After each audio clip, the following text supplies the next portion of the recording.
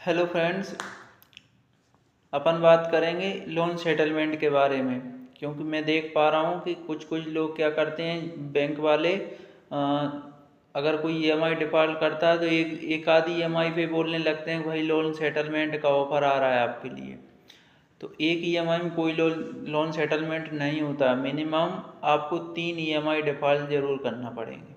जब 3 ईएमआई आपकी over due हो जाएंगी, 3 महीने हो जाएंगे, इसके बाद ही सेटलमेंट का ऑफ़र आएगा।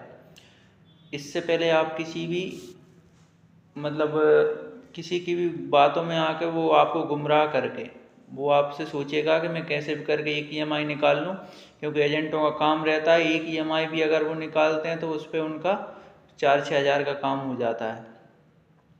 तो एजेंटों की ये कोशिश रहती है कि भाई एक ईएमआई दे दो अकेली, इसके बाद मैं आपको समय दिलवा दूंगा। ये तक बंदे बोल देते हैं कि मैं आपको टाइम दिलवा दूंगा, मैं आपका मेल करवा दूंगा। लेकिन उनकी बातों में आपको नहीं आना है, साफ साफ मना कर देना। नहीं है ना पैसे देने के लिए, साफ साफ मना कर दो कि भाई हम नहीं दे सकते हैं, हमारे पास कोई व्यवस्था नहीं है, होगी जब दे देंगे।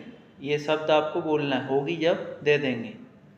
तो आप डायरेक्टली, क्योंकि जब तक सामने वाला आपसे गलत नहीं बोले, गलत उसका बिहेवियर नहीं दिखे ना, जब तक आप भी उससे अच्छे से बात करें।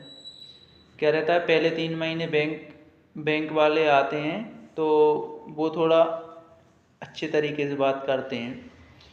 बाकी जो एजेंट रहते हैं उनका रहता है बिहेवियर ख़राब, तो वो आपसे बदतमीजी करेंगे, आप बाकायदा उनसे बदतमीजी कर सकते हैं। और हम भी जानते हैं कि मार्च का महीना लगने वाला है 2 दिन बाद, तो उस मार्च के महीने में सेटलमेंट के ऑफ़र आएंगे। आप ध्यान रखना, आपका जैसे भी आपको कोई मेल मिलता है या कोई एजेंट के थ्रू जो अभी आ रहा था, लेकिन सेटलमेंट आपका ब्रांच में बात करने के बाद ही करना है।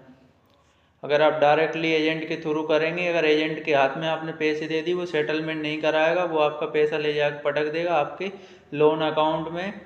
उसका जो बनेगा वो निकाल लेगा, बाकी दे देगा आपके लोन अकाउंट में। लोन अकाउंट में डालने के बाद में क्या होगा, जितना आपका चार्ज लगा है वो चार्ज आपका चार्ज में चला जाएगा, वो पैसा सेटलमेंट नहीं होगा। तो सेटलमेंट होगा आपका ब्रांच से, ब्रांच मैनेजर से आप बात करेंगे वहाँ से। और अगर एजेंट के द्वारा बात हो गई है तो आप एजेंट के साथ चले जाएं फिर।